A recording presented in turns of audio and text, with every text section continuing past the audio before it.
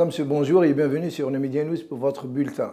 L'Armée nationale populaire a lancé une enquête au sujet de la tentative des troupes marocaines de pénétrer sur le territoire algérien après un accrochage ces derniers jours avec des terriens relevant de la circonscription de la wilaya de Tlemcen. L'armée marocaine a tenté de s'approprier une centaine de mètres sur le sol algérien au moyen de bulldozers, tentant par là même de reconfigurer le traçage des frontières internationales longues de 1559 km.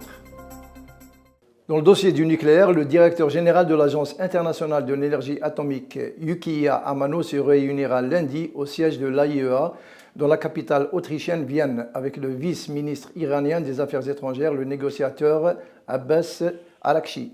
Cet expert iranien s'entretiendra également avec leurs homologues des 5+1, les 5 membres permanents du Conseil de sécurité des Nations Unies, plus l'Allemagne, pour préparer la réunion de Genève qui devrait se tenir la semaine prochaine.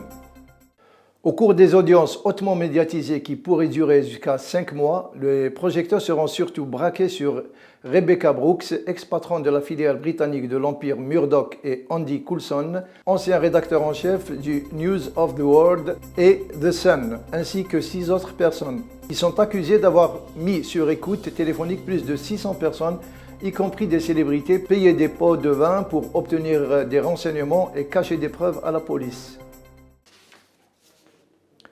Selon la chaîne d'information Al-An, de violents affrontements ont eu lieu entre l'armée régulière et les éléments de l'opposition armée, entre l'aéroport international de Damas et l'école internationale. Des bombardements sans précédent ont touché Beit Sahm ainsi que différentes régions du pays. En revanche, à Homs précisément, des activistes confirment avoir tué 100 soldats de l'armée régulière. Des dizaines d'opposants armés ont également été tués durant les 6 jours de combat, notamment dans les environs des villages de Saded, Mahin et Soukhna. Le porte-parole du ministère tunisien de l'Intérieur a affirmé que les forces de sécurité ont arrêté 8 militants au cours d'affrontements durant lesquels 6 policiers furent tués. Le porte-parole du ministère de l'Intérieur a confirmé que les forces de lutte contre le terrorisme ont arrêté 8 membres du groupe Sidi Ali Ben Aoun à Sidi Bouzid, tous des Tunisiens, et saisi des quantités importantes d'armes et d'explosifs. Au cours de son entretien avec le chef du gouvernement égyptien Hazm al-Balawi, le vice-premier ministre des Émirats arabes unis, Cheikh Mansour bin Zayed Al Nahyan, a confirmé à son homologue que les Émirats arabes unis continuent de soutenir sans faille l'Égypte, mais qu'il ne faudrait pas trop compter sur l'aide arabe, soulignant qu'ils, les Égyptiens, devraient compter sur eux-mêmes et réfléchir à des solutions innovantes et non conventionnelles.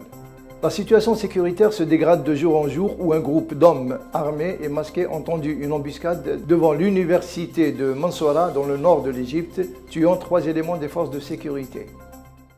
Voilà, nous arrivons au terme de notre bulletin. Merci de l'avoir suivi. Excellente journée à vous. Au revoir.